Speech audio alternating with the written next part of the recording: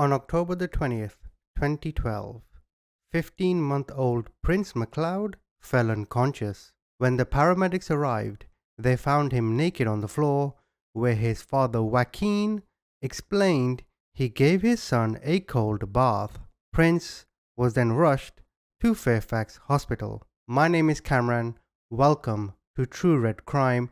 This is the tragic story of Prince MacLeod. I have the full case file. I also have the official photos that were submitted into evidence. I have the autopsy reports and I have insurance documents. Before I play the video, I just wanted to tell you YouTube did not approve it for monetization. I think it's because certain crime scene photos went against their policy. I decided to just turn the monetization off because this story is worth far more than any dollar value. If you do want to help support the channel, donation links are in the description. The thanks button is there. If not, it's okay. This story just needs to be told. But first, I want to show you the location of the crime. I went there myself, and this is the video. The house is now occupied, but I wanted to give you a visual picture as it helps enhance the story. We start on July the 1st, 2011. In Fairfax County, Virginia. Prince Elias Rams was born.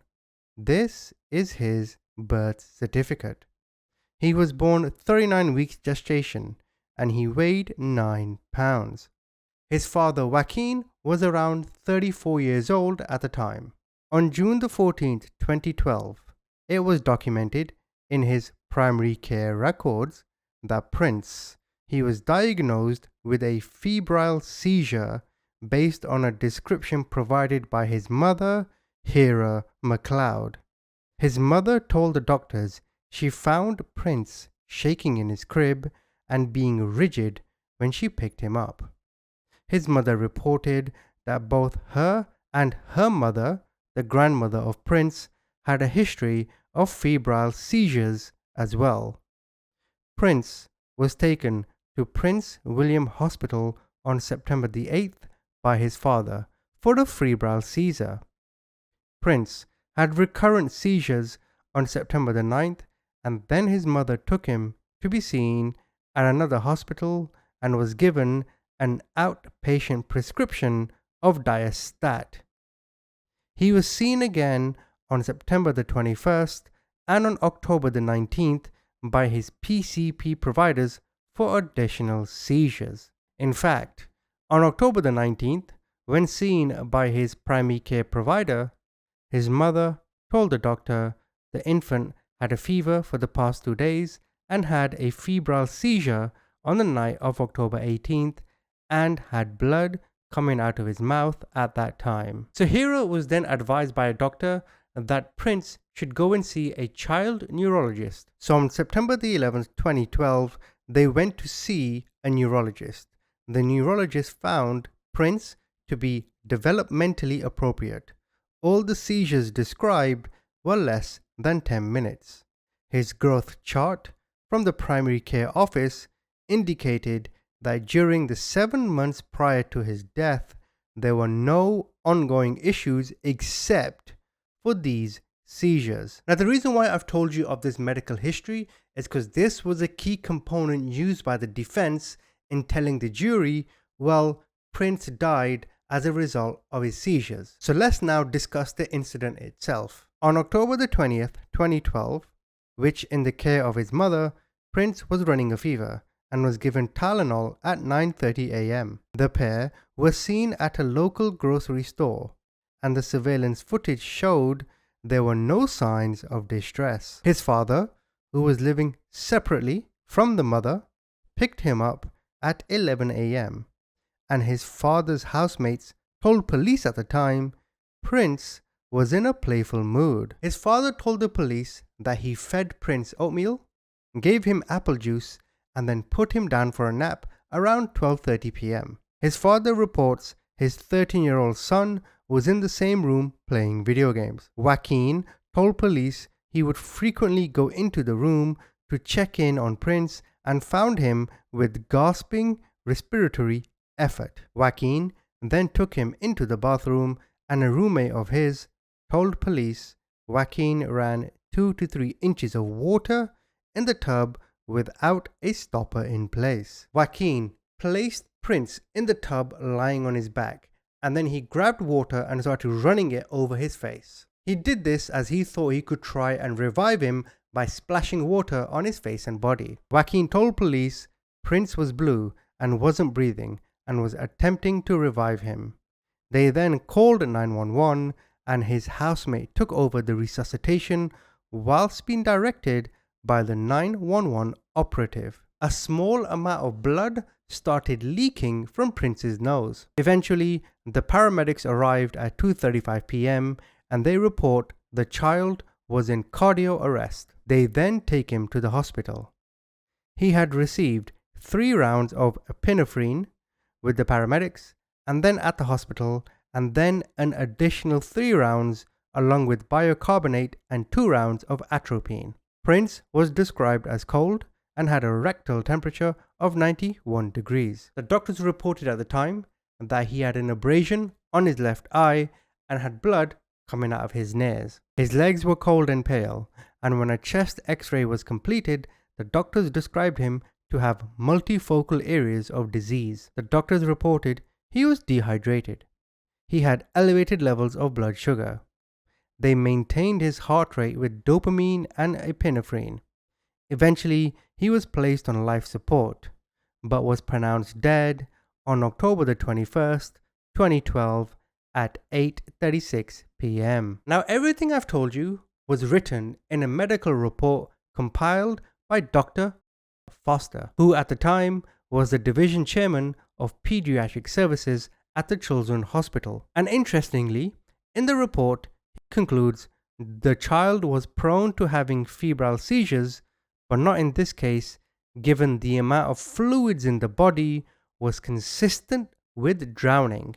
The description offered by the caretakers, namely his father, was inconsistent with the injury sustained. The doctor says that history is subjective, but autopsies, they're objective. In the autopsy report, you can press pause and read fully if you wish, but it concludes stating the cause of death as drowning. This places doubt on whether the child having a seizure, which was the explanation from Joaquin, considering the amount of people in the house only ever saw Prince being normal. He was reported to be very cold to touch when arriving at the hospital and was hypothermic with the aforementioned temperature of 91 degrees. So the description does not correspond with the finding in the autopsy. The father says, well, he died because he had a seizure. The doctors are like, no, he drowned to death. So the question is, who's telling the truth?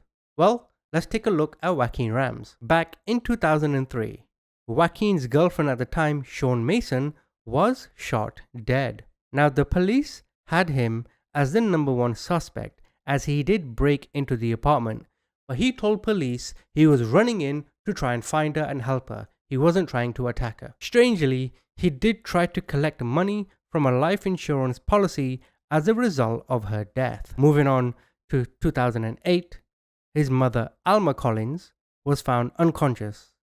Joaquin collected an insurance policy payment of $162,000, but the police, to this day, still remain suspicious about her death. So you're starting to see a pattern emerge now, where 2 people have died and Joaquin has either collected or tried to collect insurance money. But even then, that does not mean he's shady. It does not mean he's guilty. We now move on to Prince. Now, Prince's mother, Hera, he first met her around 2010 via an online dating website, and nearly a year and a half after they met, Hera gave birth to Prince. Now, during the trial, a story emerged regarding Hera's sister and Joaquin.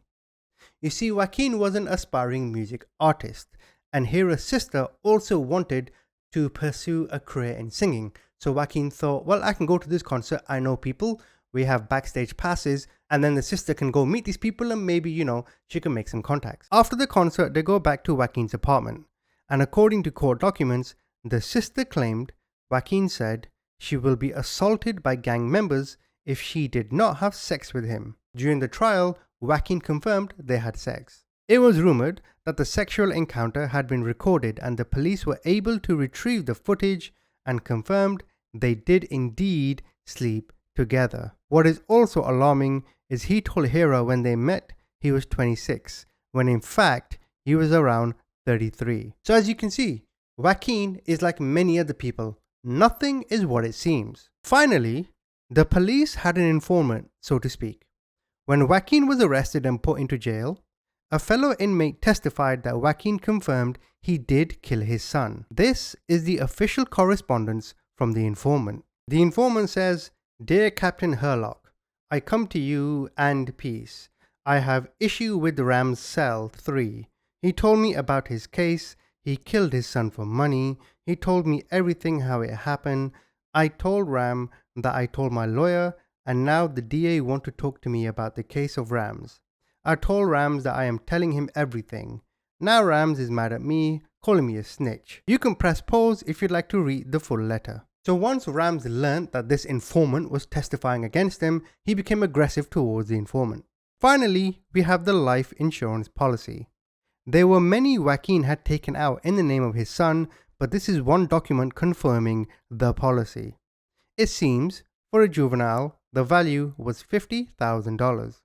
The policy started in November 2011, just a few months before Prince died. So, with these insurance payments, the medical reports, the violent history, and the informant, Joaquin Rams was found guilty of murder. Here is his official sentencing sheet.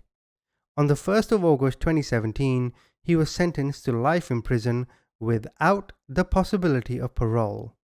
This document you are viewing now confirms the term. He did appeal his decision, but this document confirms his appeal was denied. See, many of you will be angry at Joaquin. Many of you will think, how would a father do this to his son? Right? You could make the argument Joaquin was quite the lazy bastard. He wanted money. That's why he did it. His incentive was money. Well, why didn't he have money? Why did Joaquin pursue this pipe dream of a music career when clearly it wasn't working out? Surely, as a father, he could have thought, well, I need to provide for my son. I want more money. Let me work harder. Let me try harder. Let me do what I can to ensure I can provide for my son, rather than using him as a tool to provide for myself. Myself as in Joaquin. What better incentive is there for a father than providing for their son, right? But the story isn't about Joaquin. For me, this story is about Prince. Imagine being there in that moment. If you could be a fly on the wall, or if you could be a camera or some kind of sensing device into the brain of Joaquin during those moments, what is he thinking? See, by the time a child is 15 months, he can probably say Baba, Dad, Papi, whatever language you speak, right? But he could probably say Mom and Dad. So he obviously has, or perhaps had, a close relationship with his father. Now, as a father myself, I know that when my son is in danger, he runs to me. He always asks for me. Even when he's scared, like sometimes when you go to the store and you have mannequins and some mannequins don't have a head, it really scares him. He runs to me. He always asks for me when he's in danger. Why? Because it seems like there's something natural inside of him that tells him your father is the one that's going to protect you. And yes, I've experienced financial hardships myself, but I would never ever sacrifice my son to fix that problem. After all, now being a father, what is the point of having so much money if I don't have a son to spend it on? That is love. And that is what a child gives you. The amount of love and joy in seeing something so small like a fetus to grow up, to learn to talk, even when it's broken English when they're so young, is the most beautiful thing, and there's not a single price you can put on it.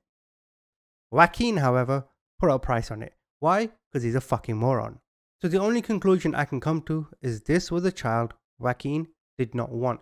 I know you've all heard stories about parents who torture their kids. A lot of the times, the parents keep having more children because they get more and more money from the government, benefit payments, foster care payments, whatever you want to call it, right?